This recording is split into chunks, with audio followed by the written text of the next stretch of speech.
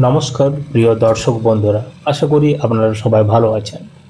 এখন চলছে বোরো ধান লাগানো।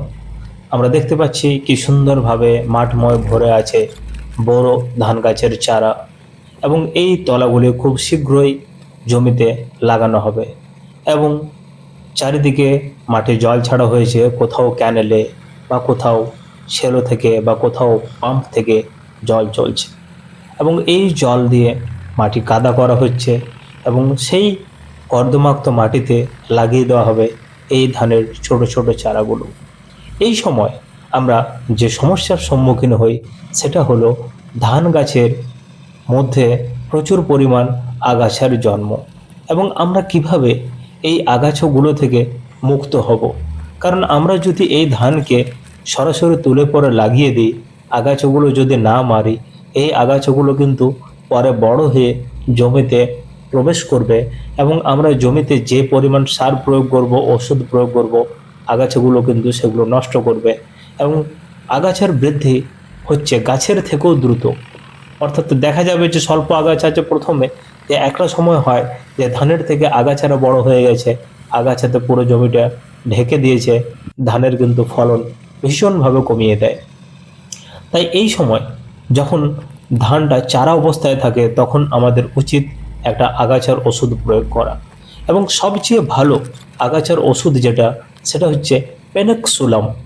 পেনেক্সুলাম ওষুধ, যেটা ক্রিস্টাল কোম্পানির পাওয়া যায় পেনক্সা নামে। এটা আপনারা যে কোনো এক ভালো কোম্পানির সিলেকশন করতে পারেন। এবং এই ওষুধটা একটা শ্যাম্পু পাতার মতো পাউচে পাওয়া যায়। এই এক পাতাতে 15 লিটার জলের ট্যাঙ্কি আপনারা ভুলে পরে প্রয়োগ করতে পারেন, যেটা প্রায় 5 কাঠা বীজতলাকে কভার করতে কাজে লাগবে। এবং এটা প্রয়োগের 4-5 দিন 6 দিন পরে আপনারা লক্ষ্য করবেন যে কিভাবে ধান গাছের মধ্যে থাকা আগাছাগুলো হলুদ হয়ে যাচ্ছে এবং আস্তে আস্তে সেগুলো শুকিয়ে যাচ্ছে।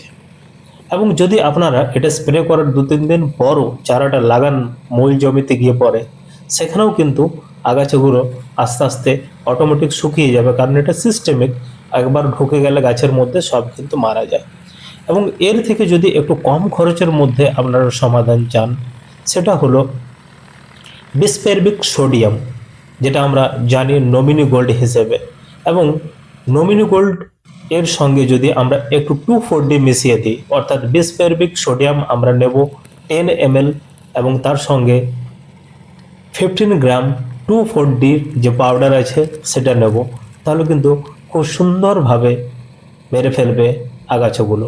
এবং তার থেকেও যদি আমরা সস্তার কিছু প্রতিকার চাই, সেটা হলো পাইরিজিসালফোন ইথাইল, যেটা কিনা আমরা সাথী নামে চিনি। এই টেকনিক্যালটা ব্যবহার করেও মোটামুটি আগাছাকে দমন করা যায়। আমরা এইভাবেই মেইন জমির আগাছা থেকে মুক্তি লাভ করব।